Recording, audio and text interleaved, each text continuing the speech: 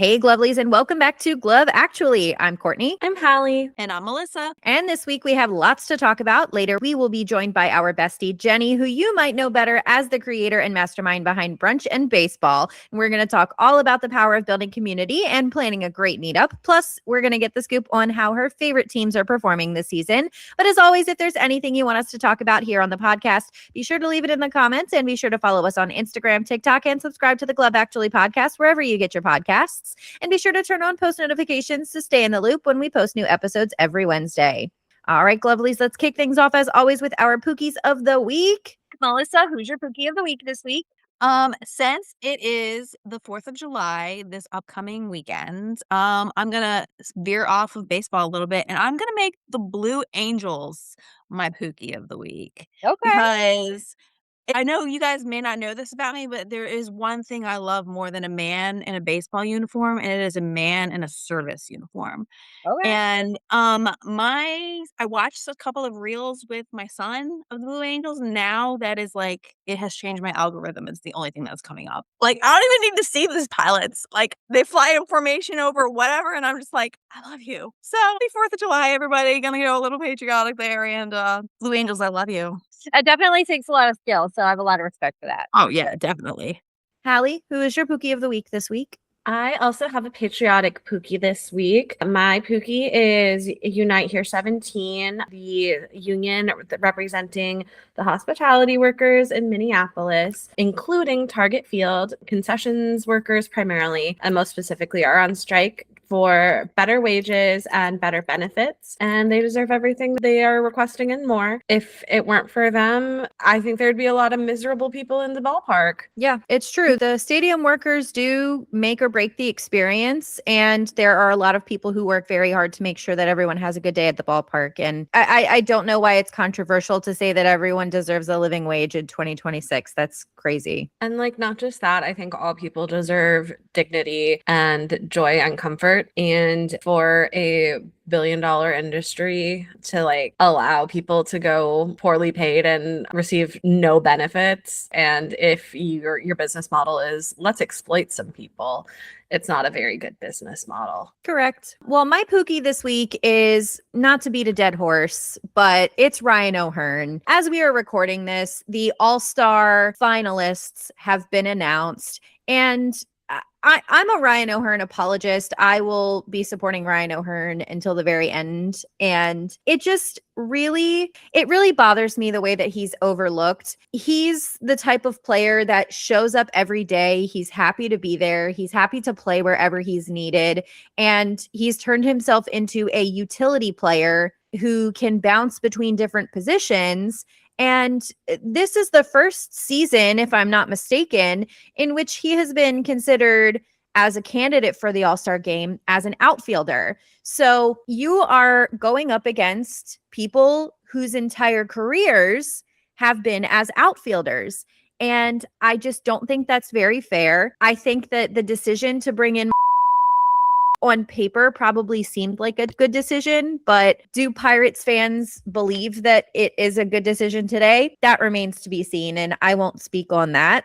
But I think that for someone who experienced as much success and has been building on the success that he experienced last season, it's really disheartening to see people continue to overlook him, because he is, a constant contributor to the way that the culture has shifted for the Pittsburgh Pirates. So I could soapbox about this for many hours, but just for the platform that we have, I will go ahead and cap it off there. So for those reasons and many others, Ryan O'Hearn, you are my Pookie this week. It's not the first time, and it won't be the last. So you are an all-star every day in my book. All right, Glovelies. Well, we want to hear from you. Who is your Pookie of the week this week? Be sure to let us know in the comments and tag your Pookie if you can. Very special day for the pod. Today we are joined by our bestie, Jenny, the creative mastermind behind Brunch and Baseball. Welcome to the pod, Jenny, finally. Oh my gosh. This has been in the works for so long. The fact that we are now like getting to do this is so cool. And also, for those of you out there listening, on the day that this episode airs, I just need everybody to know this episode is premiering on Jenny's birthday. So happy birthday, Jenny. Happy birthday. Thank you, guys. All right. So Jenny, I would love to talk to you about the Phillies. There's a lot going on up at Citizens Bank Park this year. Would love to talk to you about your content. And then Melissa's going to give you a rapid fire quiz. And then we're going to get your hot takes on our top 5 for this week. Does that sound good to you? Sounds great. Fabulous. Okay, so first things first, if you listen to our show, you know you've got to come prepared with this answer. Who's your Pookie of the week this week? This was tough, but I finally narrowed it down. My Pookie of the week is Connor Story. Hey, nice. Him at Fashion Week? Yeah, exactly. Killing it at Fashion Week. I mean, that coat in that heat and those shoes, and just also everything we've seen about how kind and generous he's been with the fans over there, because it's got to be a lot going from being unknown to literally just being catapulted into the stratosphere. And he's seeming to manage it so well. And every person who's kind of talked about interacting with him has said that he's just an absolute peach of a human. I couldn't think of anyone better this week to kind of make my Pookie of the week. Definitely. Oh my God, I love that so much. I agonized. I did, but It's such a good choice, though. Yeah. It is. It truly is. There are so many things that I've just kind of picked up as like vocal stems from like his various interviews, specifically when somebody was talking about drop the glute routine and he was like, I'm more butt than man. He has so many good like one-liners. And it's funny because people are like, I don't know how he's surviving in that heat in Paris. And then you have the other part of the fandom who's like, dude, he's from Texas. Oh, yeah. Like, this is probably nothing. Yeah, for sure. So, he's fine. Because let's not forget, he's not a story. He's a whole damn book. Exactly. Period. Okay, so Jenny, you are, as I said, the creative behind Brunch and Baseball. So tell us a little bit about Brunch and Baseball. What inspired you to kind of start it? So Brunch and Baseball is kind of like a twofold sort of idea that I had. One, it's the online content. It started with cocktail reviews and food reviews, initially ballparks, but I'm sort of a multi-sport person. So it's kind of wherever I end up watching some sort of sporting event. And then it's also getting people together and building community through brunches in different places.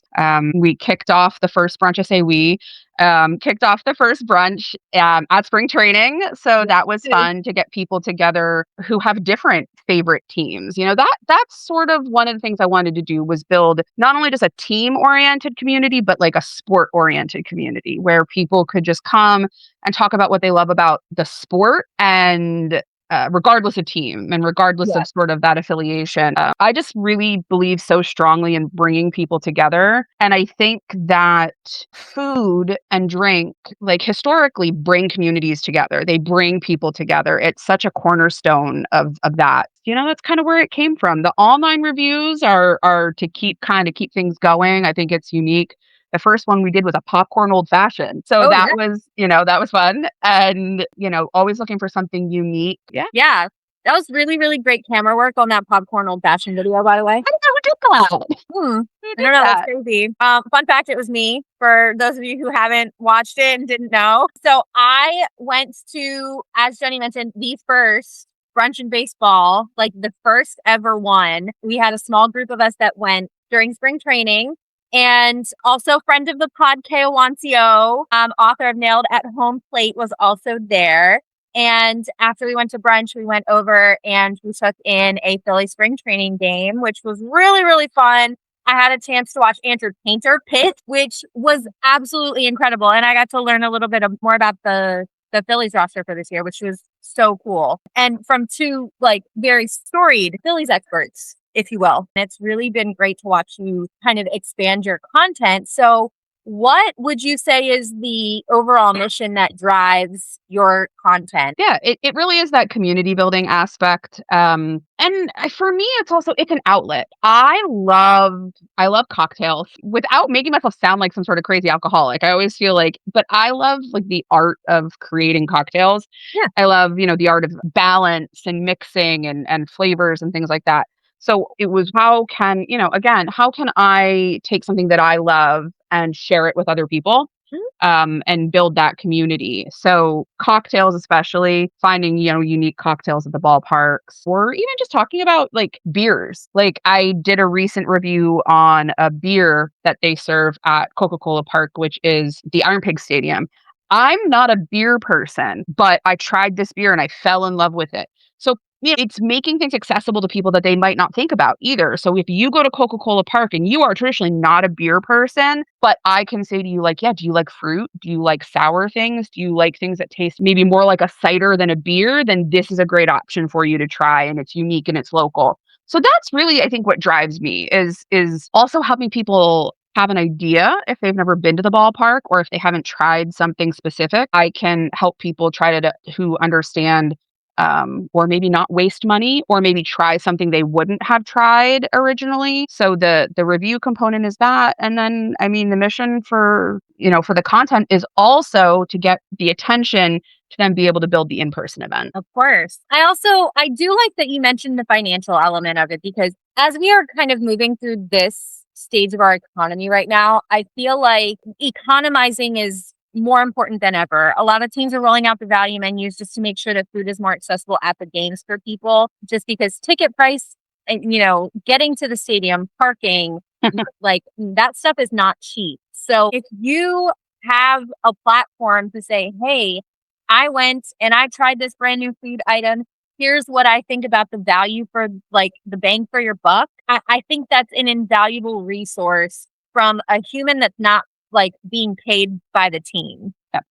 So that's very critical. Why do you think, from your perspective, community building in the sports fandom, in baseball, but in sports in particular, is important? Well, obviously, as like a femme or female presenting human, we tend to get overlooked in the sports communities, in the sports sphere.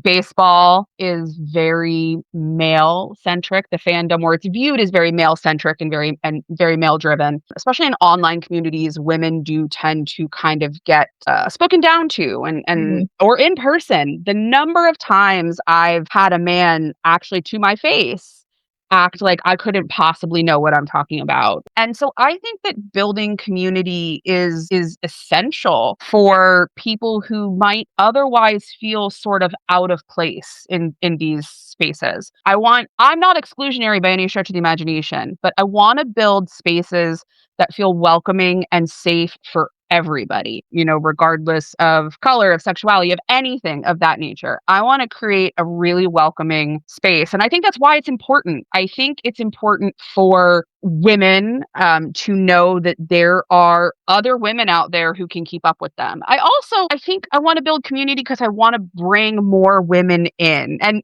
more people who aren't historically part of these communities. And I think that everyone starts somewhere. So I want to, I think building community is important to say, like, it's okay if you don't know yet. We'll help you learn. I want people to know that it's okay to say you don't know either. Like, you coming into the community and being like, I'm totally new to this, or I watch it, but I'm not like, I don't have all the answers. I don't know all the rules. Like, great. So let's get you a mentor. Do you want to know all the rules? Let's get you a mentor. Let's get you friends. Let's get you more people who can help you understand it. And that's, especially in baseball. Baseball's not easy to understand. It's not. Everybody thinks it is, at glance. But I want to build spaces where people feel welcome all of the time and feel that no matter what their level of knowledge is, that they belong. Definitely. And that's something we've spoken about ad nauseum on our show is, we want the barrier for entry with a lot of sports, particularly baseball, is very low. There's a million different things that you can get interested in and sort of start to latch onto before you completely broaden into the entire scope of the game. Because if you just try to jump in to the deep end, feet first, you're going to drown because there's so much information to take in. And that's one of the reasons that I've loved following your content, and I have kind of felt like a kindred spirit in you ever since we met, just because I feel like we're very aligned as far as wanting to create that place where everyone feels safe and not judged, and they can just come and experience it in a beautiful and fun way. I do also know that you're a hockey lover. So Yes. tell us how you build community as part of the NHL fandom. Because if I'm not mistaken, you took a page from the Swifties that went to the Eras tour. Am I correct? What do you mean? With the friendship bracelets. Oh, yeah. So, Sports Girls Rule, if anybody is familiar with Sports Girls Rule, they did a couple of events where they were in different cities hosting like hockey meetups. And so I started there and did a whole bunch of just Sports Girls Rule bracelets for that. And then slowly have just been making more bracelets to hand out when I go to different games. And I'm going to give a shout out here real quick. Bracelets, part of a really awesome organization called Rivals for a Reason, which raises money for different charities. And we do friendship bracelets, bag charms, things like that. And that also is what got me back into like making the bracelets for different sporting events. And it is a group of people that met thanks to Heated Rivalry. So it's really fun that it is also sports adjacent. NHL is really interesting for me because I think like a lot of people, I became somewhat disenfranchised with the NHL this year. Obviously, where there was the whole hubbub with the Olympics. Also, if anyone follows me personally, I've been very vocal about how I feel about the NHL. So the communities that I tend to engage with right now on the NHL and that I want to build up have to do really more with like trying to eliminate the toxic culture surrounding hockey. The NHL is the only sport that currently doesn't have like an official abuse policy. So aligning myself with people who are fighting to see those sorts of things implemented, aligning with other creators who are sort of the leading voices for holding these teams accountable for hiring or rehiring people they probably shouldn't be. There's a creator out there, Lacey. They are Double Hockey Sticks. And if you follow me personally, you may have seen me post about them. But they're like sort of really leading a lot of that online fan-led charge for creating a community of people who just won't be quiet about that. And I love hockey. I've always loved hockey. I love watching men beat each other up. It's probably my favorite thing ever. But it's also so important if I want to continue to give my money to the NHL to hold them accountable for what they're doing. And that's important. That's an important part of community in general too. Go back to baseball. If we had that sort of controversy going on in baseball right now, I'd be the same way, with the MLB. So building the community is important to have a loud voice and to make like your displeasure or pleasure with situations known. For sure. So for you, because you're a part of multiple sports fandoms, what has been the most rewarding part of creating your content and building those communities? I think it's been connecting back to meeting people who I make a genuine connection with. Lacey came out for one of the Flyers playoffs games from California, and we got to meet because, we'd made that connection online. Sometimes it's being at the ballpark, me being in the middle of making a review and someone being like, what are you doing? And then we get to talk, and then they're following, and then they're boosting the signal for what we're doing. And again, the rewarding part is sort of, I don't want to say furthering the agenda, but it's furthering the agenda and building the community and meeting people. I'm the kind of person who says I hate people, but I don't. I hate the hive mind, but I love people. I think people are so unique and so interesting. So when you get those like one-on-one interactions with people, that's it. That's the rewarding thing, is like making meaningful connections. Of course. Yeah, 1000%. So you've been at Coca-Cola Park a lot this year, but you've also been at Citizens Bank Park. So tell us how you're feeling about the Phillies season so far. There's a lot going on. So if you would have asked me a month ago versus 2 weeks ago versus today, you'd get completely different answers the whole time. Today, I'm feeling like you can't touch us. Like today, I am on cloud 9. Like how in the past 2 days did we come back 2 strikes, 2 outs? It's never happened before. So like, again, crazy. This team feels a lot like if you took 2008 and 2022 and made a baby out of them.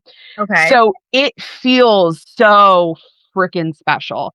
And I'm going to be the person who says it. Firing Rob Thompson was the best thing that team could have done. Because here's the thing is, overnight, they became a different team. And that's not mechanics. That's not all of a sudden these guys remembered how to play baseball. That's not that. That is, there was something in the clubhouse. Yep. And environment makes environment, attitude, all that, it makes such a difference. And it just blew my mind immediately, the difference. I love Don Mattingly. I was so excited when we signed Don Mattingly as our bench coach. So knowing he really didn't want to step into that role, but that he was willing to is awesome. And he definitely has taken the team back to basics as well. We've seen evidence of that. But yeah, I feel like I'm on cloud nine right now. And a month into the season, I was ready to hang the Red October stuff, like put it back in storage. And now I'm like, oh crap, we might actually get there. I was gonna say, with the way that things are kind of panning out, especially with Bryce Harper hitting for the cycle the other day, We all know hitting for a cycle is not freaking easy. And in the same game where Kyle Schwarber hits 3 home runs. yeah, Yeah. That was awesome. for sure. This kind of goes right into my last question before Yep. we get into your rapid fire quiz. Do you see the Phillies going all the way this year? Yes. What's your blind World Series prediction? Yeah, I do. And really, I would have even said a week ago, the answer would have been different. But Okay. just there is some, like I said, when you take that 2008 and 2022 vibes, that's what we've gotten, and you put them together, it just feels unstoppable. This just feels like a team that has the talent and also finally the power of friendship again. And I don't know. I don't know. I mean, we have to see. We have to see how we do in the next Dodgers series before I'm willing to because it's, we tend to do well against the Dodgers during the regular season and then tend to pitter out to them in the postseason. I think it's going to be the Phillies for sure. Or you know what? I'm going to do it. Delulu is the Phillies. And my AL prediction, I mean, I don't know. I don't know. I would love to be Delulu enough to say the Yankees because my baseball bestie is a Yankees fan. Okay. And we have said a million times we would love to see it again, but also we would hate to see it again because we'd hate to be not, because we definitely cheer for each other when we can. Yeah. Let's do it. Let's say Yankees Phillies. Okay. Delulu is the Salulu is the motto of this year. Exactly. Perfect. Well, Jenny, thank you so much for kind of letting me dig into your brain a little bit. Melissa's going to do a little bit more digging as we get into your rapid fire quiz. Are you ready? I am. All right, Melissa, take it away. All right. What is your favorite sport? Baseball. Favorite sports team? Philadelphia Phillies. Okay. Who's your favorite current active athlete? Harrison Bader. Oh, I love that. We just Not talked a about him last week. I have been a long time Harrison Bader fan. So yeah, Harrison Bader. Harrison Bader. All right. How about favorite athlete of all time? Darren Dalton Okay. Favorite color? is green. We haven't had anybody say green yet. That's exciting. How do you take your coffee? I can drink my coffee pretty much anyway, but always or almost always at least ice. Okay. Excellent. How about, do you have any hidden talents? I can turn my feet backwards without lifting my toes off the ground. Wow. I'm trying to picture that in my head right now. Which I think it was junior high when I realized I could do it. It's it's the strangest thing ever. Wow. Yeah. Well, I mean, we're down now. You have a hidden talent you can brag about. How about, what is your favorite ballpark snack? Well, okay, there's 2. So the generic answer is a hot dog. Hot dogs are quintessentially baseball to me. However, if I want to get really, really, really specific, it is the spiral pigtail chips at Coca-Cola Park. It is a fresh spiral cut potato to order and fried to order, and it's served with your choice of a dipping sauce, and I usually get a Texas paddle sauce, Oh, yeah. absolutely the best thing. How about your favorite game day essential? Probably a hand fan because I overheat really easily. If you played baseball, what would your walk-up song be? Danger Zone by Kenny Loggins. Oh my God. That's so fitting with my Blue Angels. So I have an F-18 tattoo. So when you mentioned I love the Angels. Actually, I go to air shows all the time. But yep, it would be Danger Zone for sure. Appropriate. Yes, I'm glad I picked that for today then. Stunning. And what about your favorite sports memory? Hard decision, but not really. So, 08 World Series. For those who don't remember what happened in 08, they had to postpone the last few innings of the game due to rain. So, that game was in Philly. And I happened to be, so obviously being from the Philly area, but I happened to be at a concert in Philly the night of the postponed innings. And the band was playing their acoustic set when the Phillies won the World Series. Every phone in that place just lit up, started ringing to the point where the band was like, I guess the Phillies won the World Series. And the place went wild and got to leave the concert and then go out and like do what Philly does when they win things. So 100% the coolest sports moment that I've experienced. That is too fun. Wait, what was the band? Hanson. Oh yeah. Bop! You bopped your way around Philly after that. I love it. Yep. I thought of a couple of, of other things, and I was just like, I just don't know. And I don't know, other than like if I'm at a World Series winning game, if anything can top that. That was just one of those moments. Well, maybe the Phillies will win this time around. That's a Hanson joke. What you did there. Yeah. That's a Hanson joke for all the casuals. Yep. Yeah, who knows? Maybe they would. Hey, my Delulu. I just had to be there. Yeah, there you I go. hope your Delulu comes for Lulu. All right, moving on, Glovelies. We are going to dive right into our top 5 of the week. And in honor of Jenny being here, we are going to highlight our top 5 specialty MLB stadium food items. So, Jenny, Yes. because you are our guest, would Yes. you like to start us off with your number 5? Okay. So I think my number 5 is the cold pierogi salad at PNC Park. Okay. I grew up on pierogies. It's a thing. I haven't, it sounds delicious. It does sound delicious. All my right. Melissa, would you like to hit us with your number 5? This is all research related. I've only had one thing on this list. I saw that the Brewers have a chicken cordon bleu sandwich, and I am a huge fan of chicken cordon bleu. So I was like, that sounds delicious. I would like to try that, please. Okay. Yeah. Sounds good. Hallie, what is your number 5? My number 5 is whatever the hell comes in that Seattle ferry boat novelty souvenir vessel. I don't care what comes in it. I'm going to eat it because I want the boat. I believe it's chicken tenders. So Fine. that tracks, but Easy work. yeah, I get it. My number 5 is going to be the 18-inch hot dog that is served in the paper purse at Coors Field where the Rockies play. I love a hot dog, first of all, but I just think the novelty of carrying it around in a purse is so funny. And shout out to everyone who's made the TikTok with the audio where it's like, luckily I have purse. You have purse? Luckily I have purse. I have shoe. I have hat on head. So good. Okay. All right. Jenny, let's get your number 4. It is the hot dog Wellington at Kauffman Stadium. Okay. Hot dog again, but like make it a Wellington? Yes, please. Wow. That sounds intriguing, actually. Yep. And all of my -1 is a want to try. Okay. Got it. Will travel for food. Period. Melissa, what you got for number 4? It was the Sonoran dog at the Diamondback Stadium, and it's like a bacon wrapped hot dog with like pico de gallo and stuff on it. I was like, oh, I could get into that. Yeah. Oh yeah, absolutely. Hallie, what is your number 4 going to be? Well, in case it's not obvious, all of my picks are things that I have not actually tried, but I'm very desperate to try. So my number 4 comes from Petco Park, and it's the tri-tip nachos. Yes. They look so good.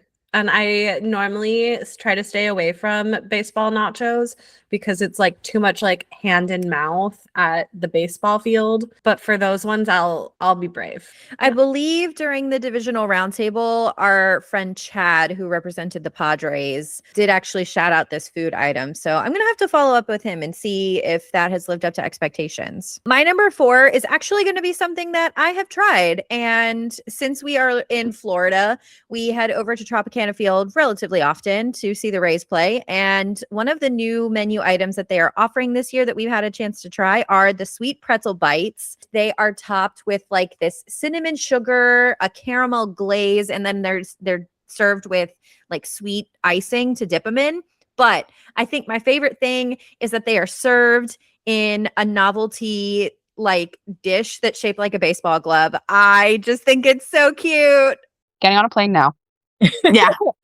All right, Jenny, what is going to be your number 3? It is the 9th inning rally sombrero at Globe Life Field. So apparently a huge sombrero full of nachos. And Yep. I'm here. I've like literally seen pictures of people wearing it. And I'm Yeah. just like, I need that. I'm pretty sure Juicebox Jackie has, in fact, tried this, and I think she said they were really good. Melissa, what you got? So I went with the Deckman's Baja Fish Tacos at Petco Park because I am a fan of fish tacos. So I'd like to give them a try. For sure. All right, Hallie, what's your number 3? My number 3 is also at the Trop. It's the Cubano hot dog. I just recently found out I like Cuban sandwiches. I think it's because I was afraid of mustard for a really long time. Okay, I'm here for it. My number 3 is going to be at Chase Field where the Diamondbacks play, and that's going to be the Take Me Out to the Ball Game milkshake. And it is just one of those decadent, luxurious, like over the top novelty milkshakes. And I think it looks really good. I love the flavors that they have going on in there. And I love that they are including peanut butter like in the milkshake. And then they're also using the Nutter Butter cookies on top as toppers. Because that just, yeah, it just harkens back to peanuts being like the old timey baseball snack. I just think that's so cute. Okay. So, Jenny, we have arrived at our number 2. What's going to be your number 2? It is the lobster poutine at Fenway Park, which hopefully I'm going to try when I go up in August. Love it. I saw the lobster poutine when I was doing my research for this, and that I think that would have been one of my honorable mentions, to be completely honest. But just something about the whole thing sounds, I got to try it. Yeah. It seems like a very staple for Boston. Yeah. So it just seems like it makes sense. Yep. I love it. Melissa, what you got for number 2? I figured where better to try a good cheesesteak than Philly's Park. And I went with the Campos Heater cheesesteak. Sounded good. Love it. Love it. Now, Jenny, have you tried the Campos Heater cheesesteak? I've had a Campos cheesesteak. Actually, interestingly enough, Jesus Luzardo has when he pitches, Campos does a specialty cheesesteak. And then part of the money goes to charity. And it's like a pizza steak, like a pizza cheesesteak with like marinara and stuff like that on it, which is really good. He actually just had an event Thursday where he was out there. If you came out and made a donation, you could meet him, do your photo, and they were giving a bunch of stuff out. But yeah, Campos cheesesteaks, I mean, as far as a ballpark cheesesteak is good. Yes. I'm glad I chose wisely. Yes. For sure. All right, Hallie, what's your number 2? My number 2 comes from Chase Field, and that's the churro dog. It's a churro delivered in a hot dog situation. And I think it has like ice cream and whipped cream, and like it's a dessert dog. Stunning. My number 2 is going to be found over at Oracle Park in San Francisco, and that's going to be the birria loaded grilled cheese. I love birria, and I don't care if it comes in the form of a hot dog. I don't care how it's delivered. Put it in my mouth. So I love a grilled cheese, and I just feel like birria has a really great flavor profile to match with a grilled cheese. That just sounds like something I need to be a part of immediately. So that's going to be my number 2. Hell yeah, consume that consomme. Okay. So we have arrived at our number 1 picks. Jenny, what is your number 1 stadium food? It is the Schwarbomb Sundae at Citizens Bank Park. Period. I knew we were going to have to get something from Citizens Bank in here. So it's wild. It is the craziest like sundae, the ice cream, the topping, the fruity pebbles, the funnel cake dipped and fried uncrustable, which might be the best part of that sundae. It is also not a single person sundae though. You have to, I should say, most people need to have someone to share it with. And it comes like in the size of a helmet that you could probably put on your head if you wanted to. It's not quite full size batting helmet, but it's bigger than a traditional helmet. nacho helmet. Yeah, it's like the nacho helmet size. Yeah. Okay. Stunning. Love it. All right. Melissa, what you got for number 1? I mean, I had to go with something from Orioles Park. So I went with the Stuggy's Krabby Mac and Cheese Dog because, yeah, I gotta have something crab related when I'm at Orioles Park. I just have to. Of course. My favorite. And now I'm going to have to eat that when I'm there in August. Yes. There you go. There we go. There's my list. Perfect. All right, Hallie, what is your number 1 pick going to be? So I promise I didn't copy your homework, Melissa, but mine is also the crab mac and cheese hot dog from Camden Yards. And I've been wanting that ever since Courtney and I started watching baseball together like 3 summers ago. And she's been hyping it up to me for all this time. And for that reason, it is my number one most desired food item at a baseball park. Hell yeah. I love The it. magic of friendship. Yes. Hot dogs and crab. My number one is I need to preface this by saying that I accidentally broke the rules. My number one is actually not a food item. It's a beverage. And that is going to be anything that comes out of the T-Mobile Park Mariners Secret Cocktail window. Every single time I see our friend Michaela, aka your stadium bestie, every time I see her go to the cocktail window and get something new, I am immediately experiencing FOMO because the cocktails are so elaborate and every time you get something, it's different. I just think that is such an interesting concept and I would love to see more teams kind of take that route. I think the novelty of it would be enough for me to spend my money every single time. So, secret cocktail window, you are my number one. All right, lovelies, what did you think of our top fives? What is your favorite specialty item that you can get at any of the MLB stadiums? Be sure to let us know in the comments. Honorable mention, Mr. Softy. Honorable mention, such a friend of the pod, Mr. Softy. We haven't talked about Mr. Softy in so long. We haven't. It's crazy. Yeah. I'm glad he came up. But they also follow us on Instagram, which is Nice. All right, lovelies. Now, before we wrap things up, as always, we are going to leave you with some recommended media for this week. However, our No Regrets reader is taking a week off. So this week, our recommended media is brought to you by Hallie. So take it away, Hallie. Greetings, distinguished panel of judges.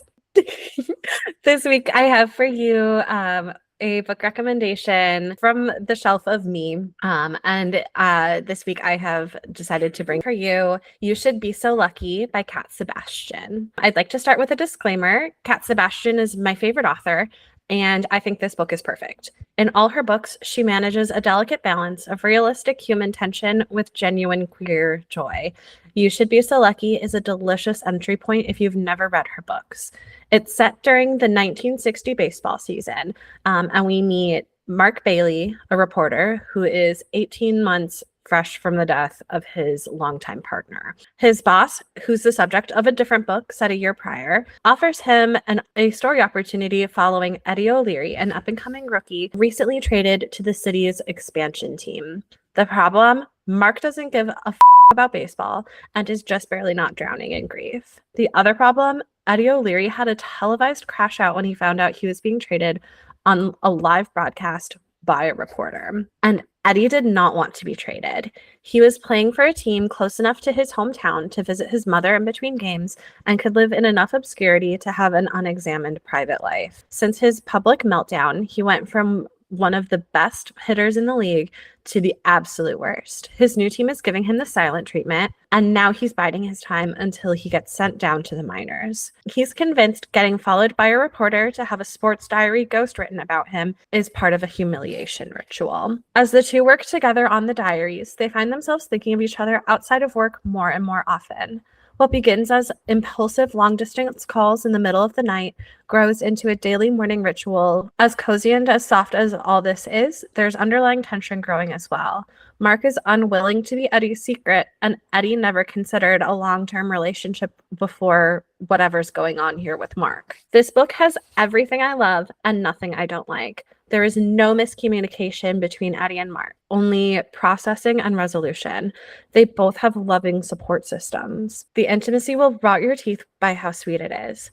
I give the book 5 out of 5 stars, the audiobook performance 5 out of 5 stars, and the spice a 2 chili pepper. All right. And of course, as we're wrapping up Pride Month, I do think it's important to note that we did only discuss one queer romance novel during Pride Month. So I feel like this is a good way to kind of cap things off, and because queer people deserve love too. Yeah, and we're going to do better next year. Exactly, because we are allies. Talk, Hell yeah. Valentina. Ally!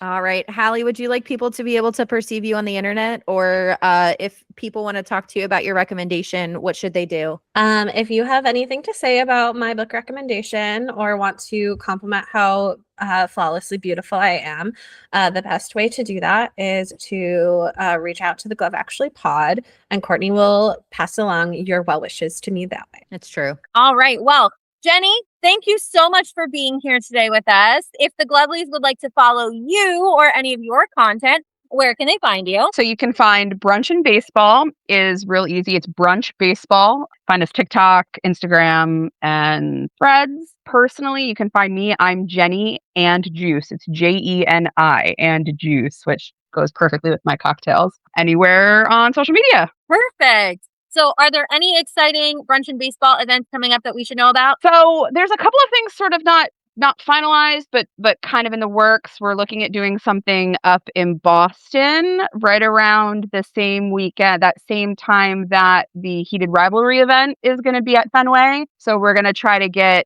do like a small group brunch of Heated Rivalry ex-baseball fans together. And also, real fun one, the Reading Fight and Phils, so the AA affiliate of the Phillies. Every year they do a morning game and they do like a really unique brand identity with it.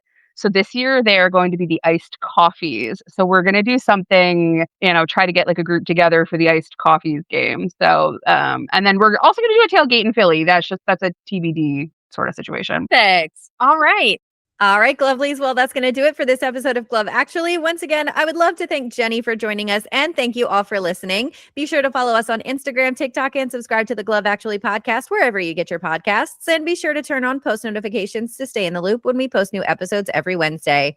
All right, ladies, what are we looking forward to most this week in the world of baseball? Who do you hope has fun this week? All right, Jenny, who do you hope has fun this week? I hope Gabriel Rincones Jr. has fun, because seeing his call up from AAA has been awesome, and I just hope he continues to have fun. Yeah, hell yeah, I love that. Melissa? Well, I hope that I think everyone knows I was supposed to meet Adley Rutschman tonight, but that event got postponed and I was a little devastated. So, but I kind of thought it might happen because he is on the IL. He has a concussion. So, Adley, I hope you have a good week this week. And I'm going to also hope that Courtney's Pookie, Ryan O'Hearn, has a good week this week, because I'm going to be seeing him at Nats Park on July 5th.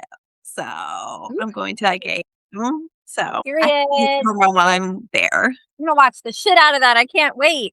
Hallie, who do you hope has fun this week? I hope Cheryl Lee Ralph has fun this week. I don't think she's doing anything baseball related, but I've been thinking about her a lot for the last couple days, and I need to put that out into the universe. Cheryl Lee Ralph, I love you. So this week, as I've mentioned previously, I am going to dedicate my portion of this segment to shouting out a MLB player chosen at random. So this week, Sean Gunther, left-handed pitcher, number 24 for the Detroit Tigers. I hope you have fun this week. Sean got a 5.05 ERA, so not the best, but certainly not the worst. He's got a 3-2 win record, and that is across 51 innings pitched. He has 35 strikeouts on the season. And you know what? Left-handed pitching is hard to find. So I think the Detroit Tigers are going to hang on to you for as long as they can, especially after they trade Tarek Skubal. And that's the tea. So Sean Gunther, I hope you have fun this week. Nice. Period. Love that. Way to mix it up. All right. Well, this has been Glove Actually. I'm Courtney. I'm Hallie. I'm Jenny. And I'm Melissa. Thank you so much for joining us today. Have a great week, Glovelies. And as always, be kind, keep it cute, and stay glovely. Stay glovely.